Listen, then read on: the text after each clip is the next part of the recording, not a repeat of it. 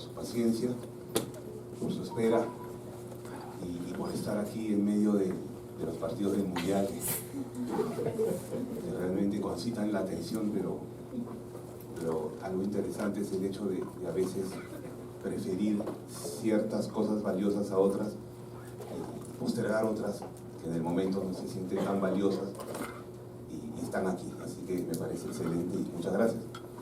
Tengo el agrado de compartir acá la mesa con dos queridos amigos y maestros.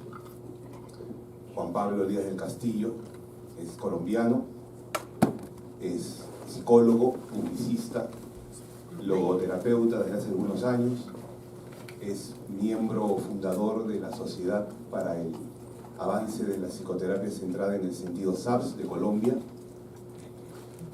autor de diversas publicaciones sobre logoterapia y análisis existencial, ponente en diversos congresos internacionales de logoterapia y de psicoterapia. Y también tengo el gran gusto de presentar a Felipe Miramontes, quien por primera vez nos visita. Él viene desde México. Felipe es una personalidad muy reconocida a nivel mundial en el ámbito de la logoterapia y el análisis existencial. Él es psicólogo, clínico, logoterapeuta también desde hace varios años. Y él es parte de una institución, es miembro, es docente, es psicoterapeuta en una institución muy reconocida a nivel mundial en México, que es SMAEL, que es la Sociedad Mexicana de Análisis Existencial y Logoterapia. Felipe es autor de algunos libros, de diversos artículos, y bueno, yo me siento feliz de poder estar con ustedes aquí, de poder compartir y con todos ustedes también. Un poco introducirnos en la idea de lo que va a tratar el seminario, ¿no?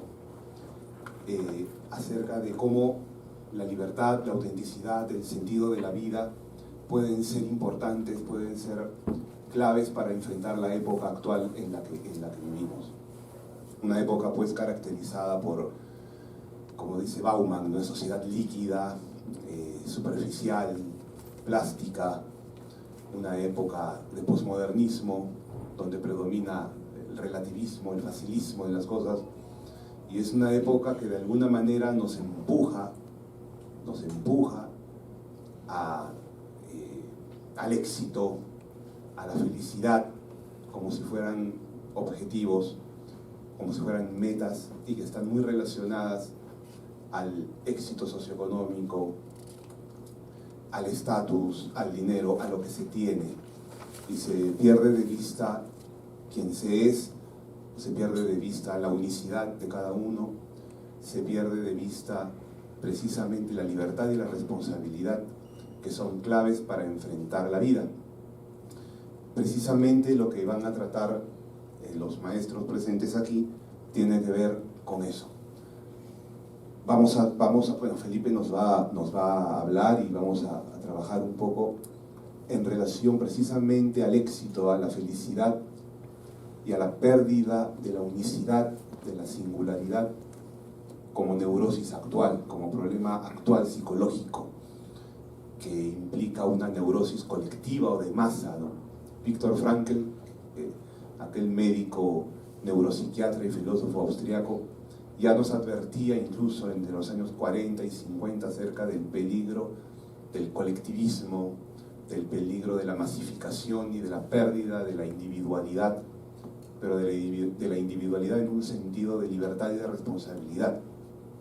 Y esa época de Frankl, donde él señala todas estas problemáticas, sirve también incluso hasta esta época. Es como que la idea o el pensamiento de Frankl estuviera perenne y permanente de forma temporal, porque actualmente seguimos o estamos en una época en la que justamente perdernos en la masa es parte de este colectivismo neurótico que nos lleva a perdernos a nosotros mismos.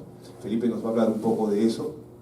Juan Pablo va a trabajar todo lo que tiene, este es un tema muy interesante que está ligado y que tiene que ver con ser uno más, ¿no? Se va a apoyar muchísimo en la filosofía de Heidegger y el pensamiento de Frankl para poder analizar este tema de ser uno más en la colectividad, ser uno más en la masa, o ser yo mismo, o ser uno mismo, si podríamos decirlo, ser más auténtico, y cuál es el papel o la importancia de esta actitud en la vida frente a esta época actual de la que vengo hablándoles un poco. Y luego de eso, después ya de nuestro break de almuerzo, nos reencontraremos para trabajar con Felipe el tema de la masa o la comunidad. Cómo, y acá viene un tema muy psicohigiénico, ¿no? El hecho de cómo de pronto aprender a ser comunidad y ya dejar de ser solamente una masa donde se vive de forma, donde cada uno de nosotros vive de una manera impersonal, sin apropiarse de su propio proyecto existencial y por ende sin encontrarle sentido a la propia vida. Entonces, y luego de eso haremos una rueda de preguntas, unas preguntas que voy a preparar yo, y también por supuesto preguntas del público. También va a haber una pequeña ronda de preguntas antes de irnos al break en relación a los temas, a las inquietudes que puedan tener sobre lo que los amigos y maestros acá presentes van a trabajar. Al final es que vamos a hacer esta especie de mesa de diálogo, ¿no es cierto?, para poder también absorber preguntas y algunas preguntas que voy a plantearles yo a ellos y que van a servir como profilaxis logoterapéutica, por así decirlo, ¿no? Bueno, de por sí estoy muy feliz de poder encontrarnos acá, y espero de que lo que vamos a trabajar acá les sirva, les enriquezca y también les sirva para enriquecer a otras personas, ¿no? Si no, no tiene mucho sentido. Muy bien, dejo entonces con ustedes a mi querido amigo y maestro Felipe Miramontes, viene de México y va a hablarles un poco. Gracias.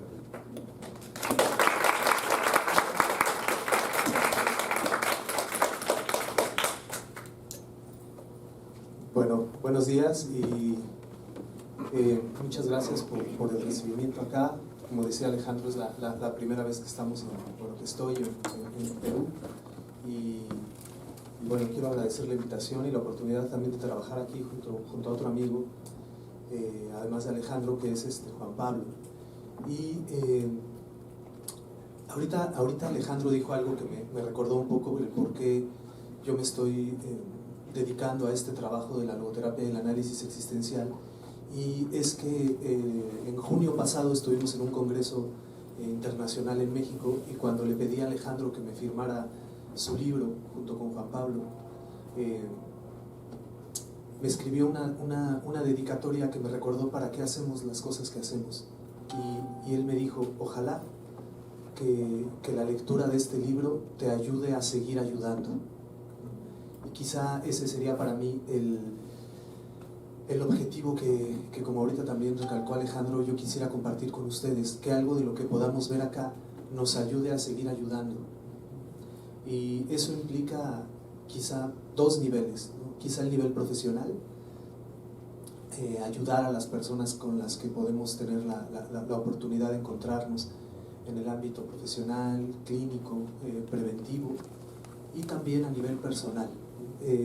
Este tipo de cuestiones que vamos a trabajar hoy trataremos de llevarlas también a nuestro ámbito cotidiano, no necesariamente el profesional, pero sí el familiar, el comunitario, y entonces quizá a partir de ahí podamos encontrar formas para quizá vivir más cercano a una comunidad que a una masa.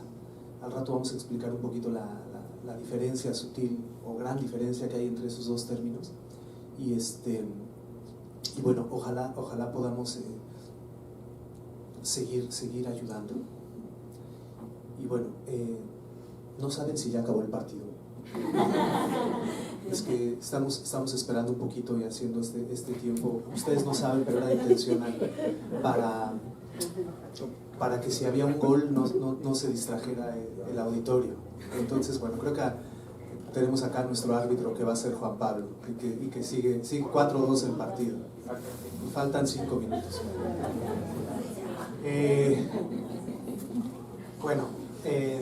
Entonces comencemos. Parece que el partido va a quedar así, y bueno, si no ya nos estarán anunciando. Yo voy a trabajar un poquito quizá en el pizarrón. Es una manera que me gusta quizá de explicar un poco más las cosas que quisiera compartirles, más allá de estar ahí sentado o de proyectar algo acá en la computadora. A mí me gusta mucho la cuestión de hacer seminarios, porque el otro día leía la definición de seminario, y seminario implica un trabajo que se realiza en grupo, en donde todo el mundo que está presente es experto. O sea, desde ahí, para mí eso me parece importante. Y la cuestión es que hay una persona que quizá dirige la discusión que vamos a realizar hoy acá, y bueno, a mí me toca hacer ese trabajo hoy. Pero partamos, y me gusta pensar que vamos a partir desde el expertise de cada uno y de cada una, para poder trabajar, ir haciendo el seminario e ir haciendo las explicaciones que vamos a hacer.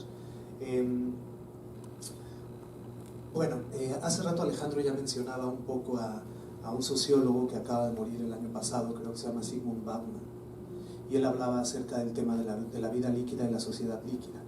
Él tiene una reflexión interesante acerca de qué es el individuo en esta sociedad líquida. Y curiosamente, él nos habla de que el individuo hoy no sigue la misma intención o la misma definición que se planteaba esta palabra que nos hace sentido en la sociedad desde el siglo XVII o XVIII. Hoy pareciera que ser individuo es un contrasentido o una paradoja, porque lo que la sociedad nos propone es ser individuos y nos exige ser individuos a cada uno y a cada una.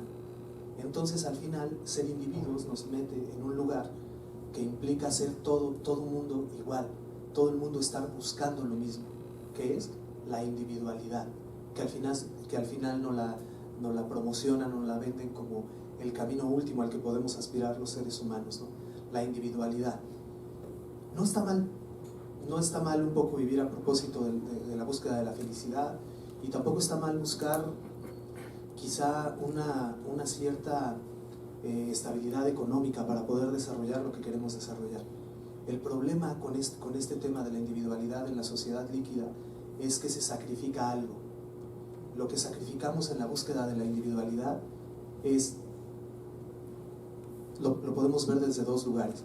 Sacrificamos al otro, sacrificamos la relacionalidad con el otro, entonces vamos por el individualismo a costa de lo que sea, y también nos sacrificamos a nosotros mismos y a nosotras mismas. Entonces, ¿qué quiero decir con esto? Esta individualidad propuesta desde esta sociedad líquida es una ilusión, porque al final, lo quieras o no, estés de acuerdo o no, tienes que buscar diferenciarte del otro, y entre más diferenciado, más individualizado. Y a veces esa diferenciación nos lleva por caminos que no queremos o que no somos, y entonces nos perdemos a nosotros mismos, y al mismo tiempo perdemos a los otros, porque este individualismo curiosamente nos lleva a una especie de competencia. Tengo que ser lo más diferente a ti para poder entonces ser yo, y en esa diferenciación perdemos una mirada hacia los valores.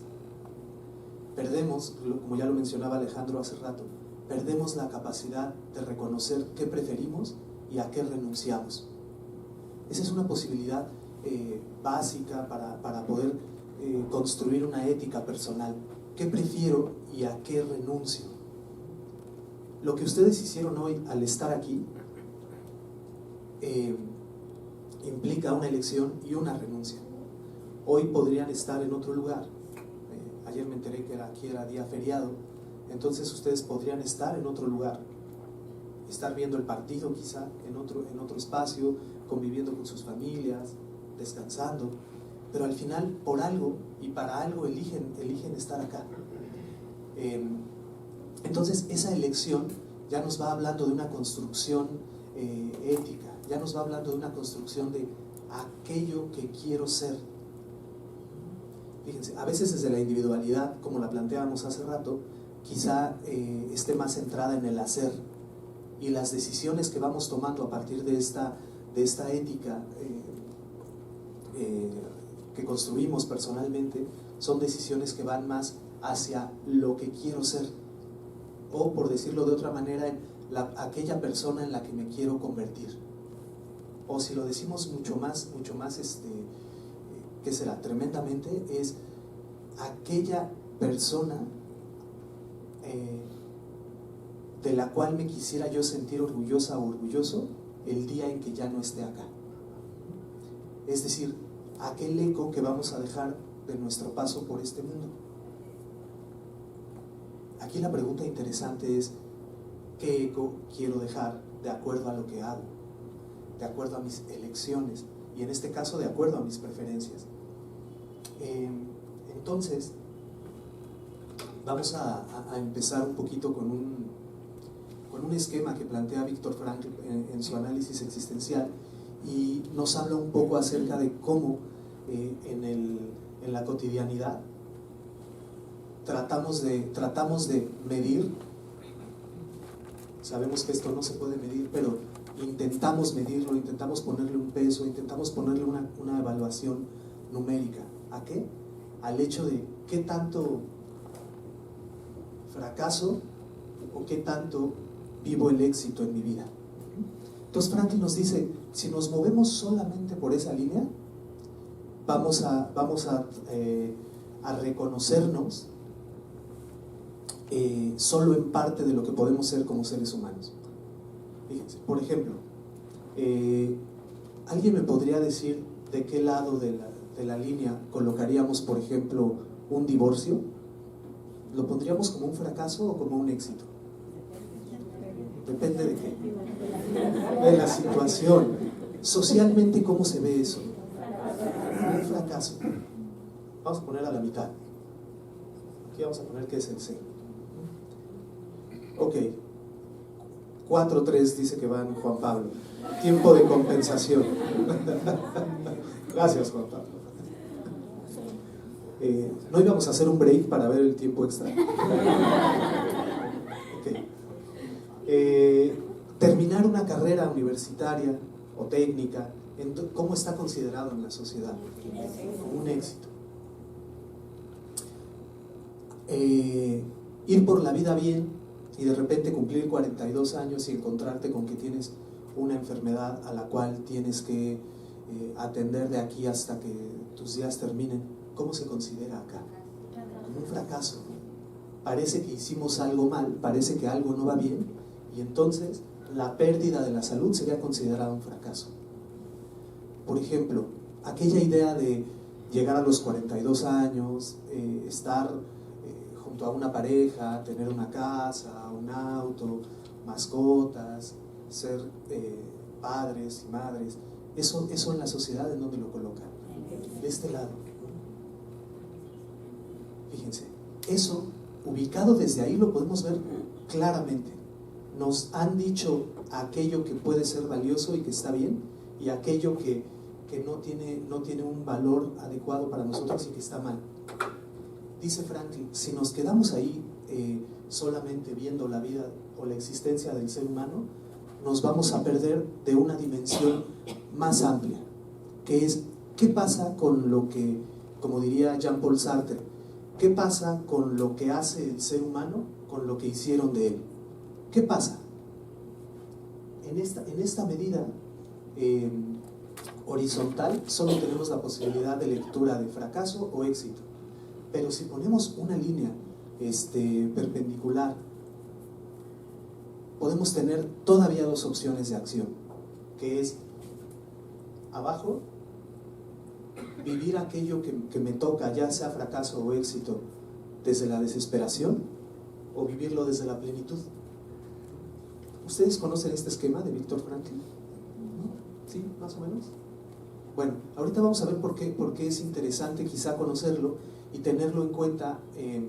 A lo mejor el jueves trabajábamos un taller de reciclaje existencial, y en ese taller un poco lo que trabajábamos era conocer quiénes eran esas personas o personajes que habían sido modelos en nuestra vida. Y esos modelos a veces nos llevan a reconocernos por acá o a reconocernos por acá abajo. Es decir, digamos que aunque en esta línea del éxito y el fracaso tengamos mucho que ver, Ya acabó el partido. Gracias. Tengamos mucho que ver. A veces las cosas que nos suceden aquí son parte del destino de nuestra vida. La cuestión con el análisis existencial es que nos dice, y todavía podemos decir una última palabra frente a eso que sucede.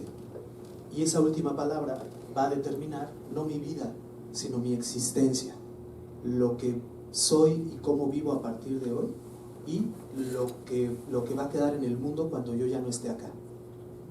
Entonces fíjense, quizá ustedes conozcan casos, evidencias de gente que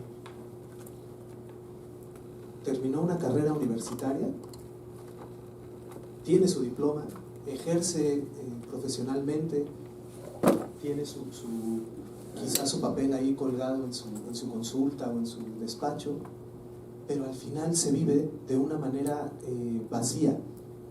¿Ustedes cómo creen que se vive esa persona vacía? ¿Hacia la desesperación o la plenitud? Hacia la desesperación. Y entonces, fíjense, podríamos decir, pero si ya terminaste, estudiaste, te va bien, tu trabajo te da de comer, etc. Pero esta persona en su interior siente un vacío que no se va a llenar con lo que tiene, tampoco con lo que hace, sino que a lo mejor hay una posibilidad de buscar esto, ser alguien diferente a quien se es. Acá tenemos del lado izquierdo un ejemplo que puede ser similar. Por ejemplo, alguien que pierde, ¿qué será? A ver,